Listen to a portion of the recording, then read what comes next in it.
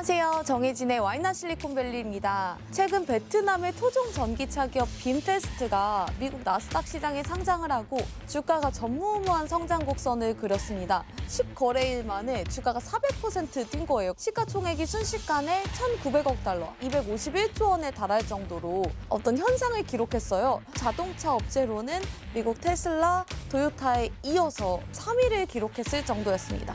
근데 아무래도 좀 밈주식 현상도 결합이 돼 있었죠. 그래서 주가가 8월 28일 10거래일이 지나고 나서 이제 하루 만에 주가가 44% 떨어졌고 또 이어 다음 날인 오늘까지 10% 떨어지면서 주가는 이제 현재 40달러 선에 거래가 되고 있어요. 근데 이제 빔페스트가 사실 좀 미국에서도 생소할 뿐만 아니라 한국에서도 생소하잖아요. 이 빈은 베트남의 빈그룹에서 딴 거예요. 빈그룹이 세운 자동차 계열사인데요. 이런 회사가 어떻게 미국 시장에 나스닥 상장을 했고 미국과 유럽 시장을 노리면서 시장을 키워가고 있는지 오늘 이 부분을 한번 이야기해 보도록 하려고 합니다.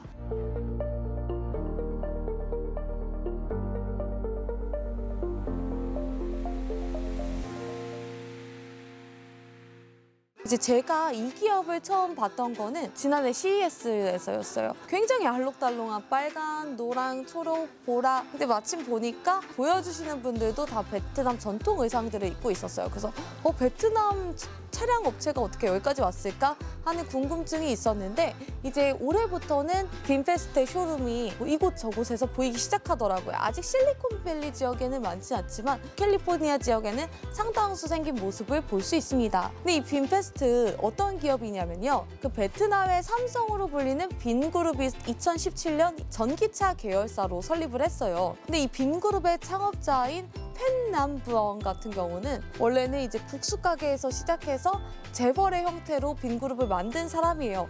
근데 이제 하나 부족한 게 있는 거죠. 전자기기, 차량 이런 부분이 부족하다 보니까 2017년 우리가 이제 전기차 시장, 차량 시장에 진출해보자. 시작은 이제 내연기관인 차량이었어요. 그 베트남 정부도 이제 이 시기쯤 차량에 대한 고민을 같이 하기 시작해요.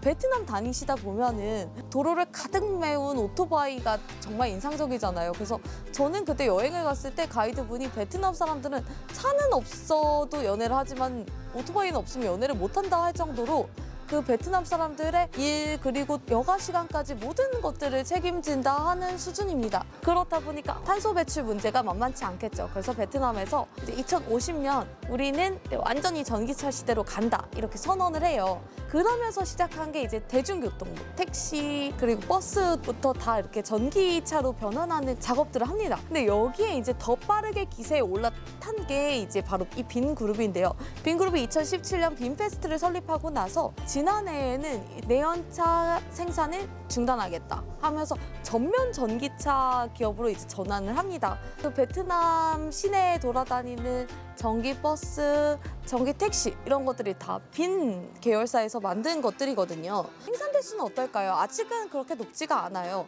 그래서 빈그룹 주주총회에서도 이제 지난 5월에 이 부엉 창업자가 운영이 원활해진다면 이제 내년 말에는 손익분기점에 도달할 거야. 전기차 생산량은 4만 5천 대에서 5만 대 수준으로 전망을 했어요. 전기차 판매량은 한 2%대 굉장히 미미한 수준이에요.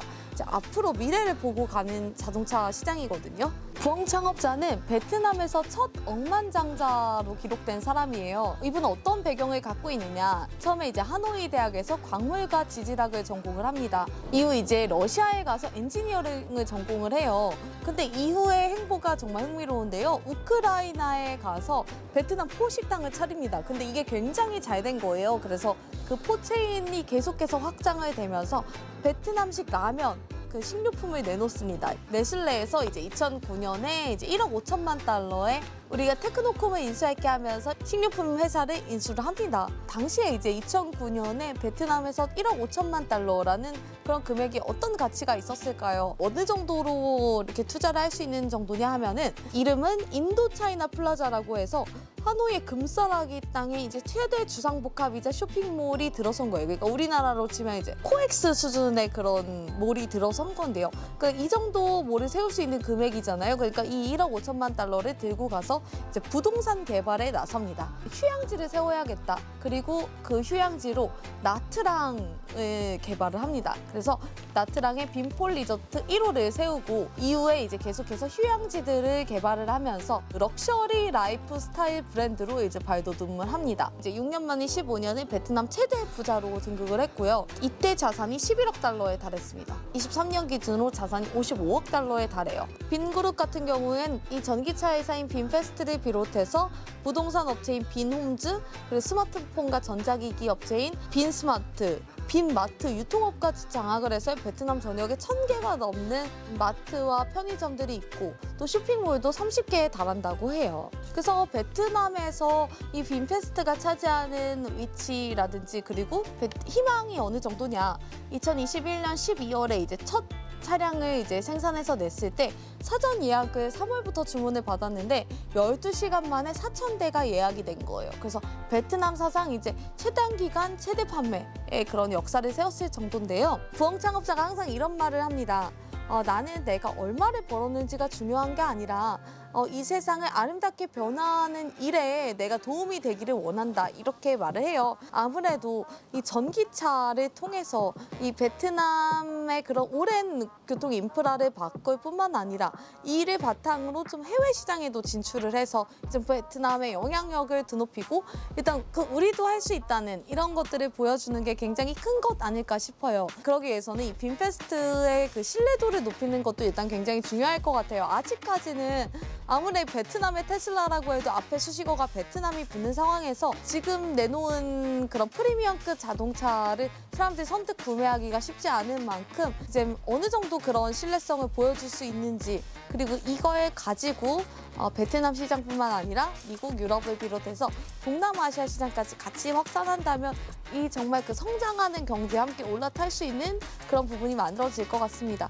다음 주 다른 콘텐츠로 다시 한번 찾아오겠습니다. 이어서 신청해 주시면 감사하겠습니다.